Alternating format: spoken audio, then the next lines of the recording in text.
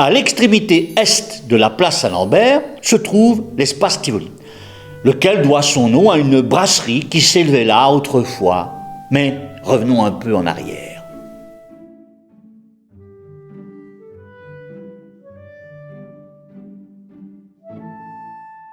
Après la démolition de la cathédrale et le nivellement de la place Saint-Lambert, ainsi dénommée en 1827, plusieurs bâtiments avaient été construits sur la façade orientale de la place, ceux dès 1828. Bâtiments groupés en deux masses, séparés par une rue aujourd'hui disparue, la rue Royale, rebaptisée plus tard rue du Général Jacques. Le premier carré de bâtiment qu'on aperçoit ici avec des colonnades et son balcon est la maison militaire, créée en 1835 et dont le rez-de-chaussée était occupé par une brasserie.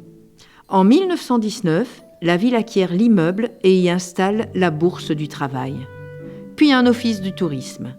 Enfin, un célèbre café, le Tivoli, prend place dans l'immeuble.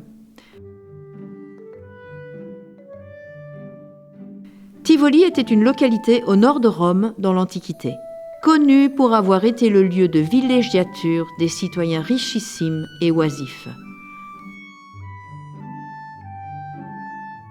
À chaque fois, tout au long de ces années, les bâtiments se transforment, s'agrandissent, se modernisent. De l'autre côté, entre la maison militaire et le palais, se trouve un autre groupe d'immeubles. On l'aperçoit ici derrière le photographe qui pose en 1920. Deux grandes tavernes, présentes déjà au milieu du XVIIIe siècle, le Café du Soleil et le Café du Commerce, occupent ces immeubles. Voici les pâtés de maison en 1978, peu de temps avant leur destruction, la même année. Ben, ce sont juste des bistrots. Très anciens. Mais les raser, ça ne relève pas du crime de lèse-monument tout de même. Ce sont des bâtiments très anciens, on aurait pu les classer. Des bistrots. Peu importe l'usage, la patine du temps fait la valeur.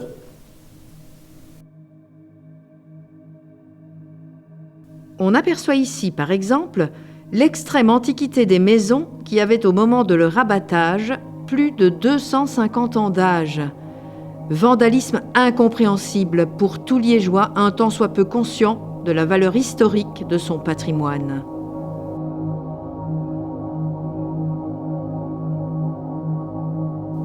En 1986 fut décidé de faire de la place Saint-Lambert un quadrilatère fermé, c'est-à-dire ne tolérant aucune construction sur son site, de façon à préserver une certaine perspective sur le palais sur la place du marché.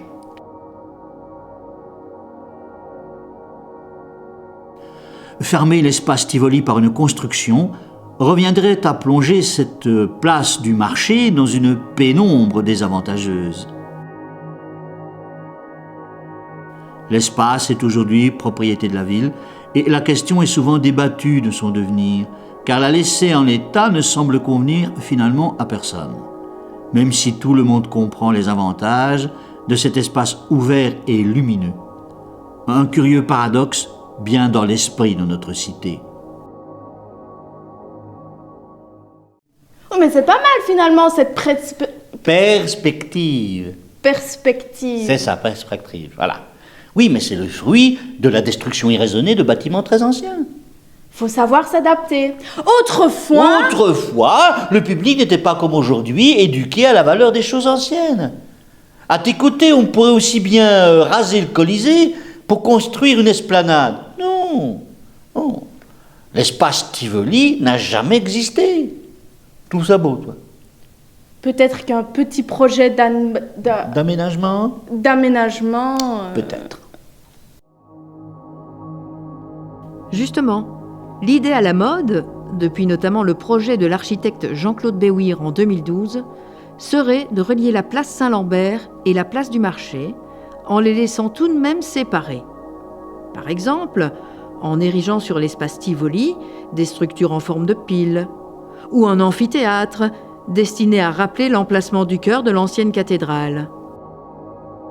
L'espace aujourd'hui, terre plein de poussière blanche, reste sinistre, occasionnellement occupé par le village de Noël, sauf pandémie, ou par une grande roue qu'on aperçoit ici. En gros, l'espace Tivoli ne sert à rien. Mais au regard des errements d'autrefois, ne rien faire à Liège, c'est peut-être ce qu'il y a de mieux à faire.